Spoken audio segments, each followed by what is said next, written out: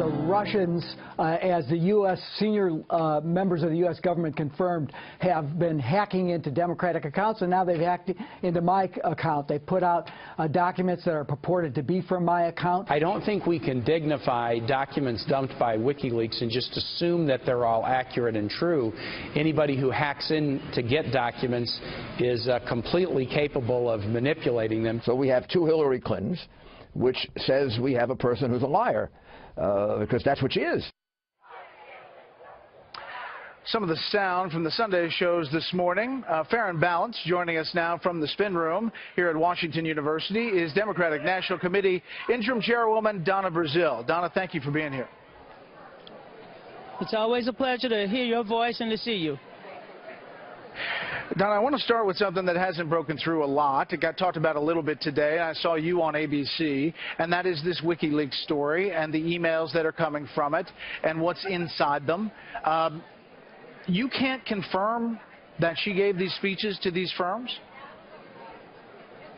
Well, first of all, as you well know, Brett, early this year, the Democratic National Committee announced that we were the victims of a cybercrime.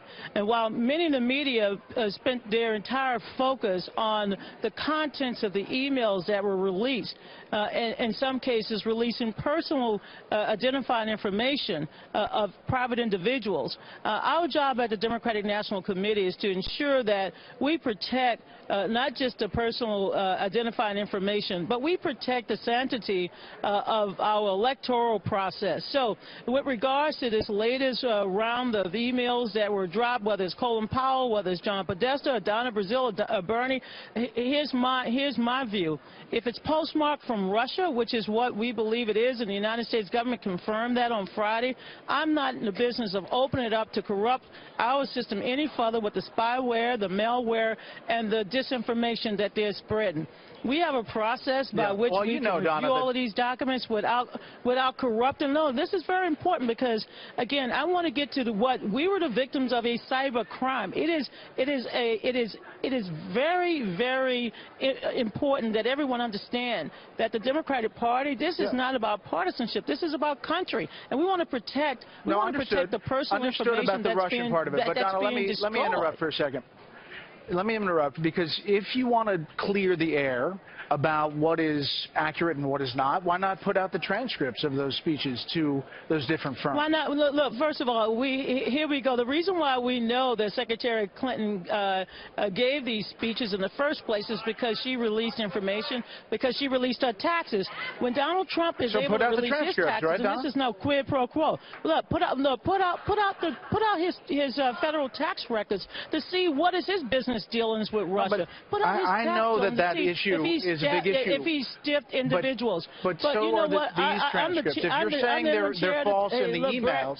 I'm the chair of the Democratic. I'm the chair of the Democratic National Committee. I'm not about to open up any emails that's postmarked from Russia. You open them up. You sure, but somebody has the transcripts, right? You have misinformation. You have misinformation. I get it. And you know we have. But somebody has the transcripts of the firm. Yeah, I know. But somebody has the transcripts from these speeches. You could put them out, right? I am not familiar with who has what. I'm familiar with what the Democratic National Committee is doing. I'm familiar with the cyber crime that we were victims of, along with many other democratic institutions and other Americans. And so that's my focus. We have 30 days in which to talk to the American people about the important issues facing this country. And let me just say something about private Donna, I know you don't want to. I know you don't want to answer that question. So let's turn. Let me ask you something else. Let me ask you something else. I answered the question, Boo. What does Hillary Clinton? No. But about the transcripts. Let's turn. What does Hillary Clinton need to do tonight? Is she going to be on the aggression? Is she going to be aggressive against Donald Trump about this tape, or is she going to kind of stay back and see what Donald Trump does? What's the strategy?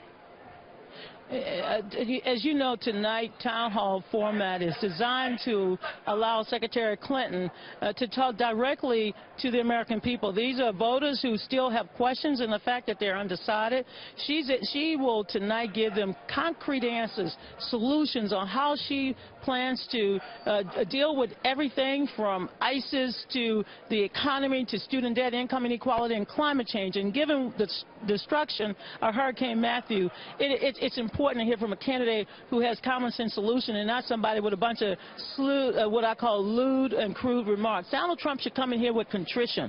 He should come in here saying, I'm sorry. You have more Republicans today fighting against Donald Trump than you have Democrats, because Donald Trump has managed to insult not just Republicans, but the entire country.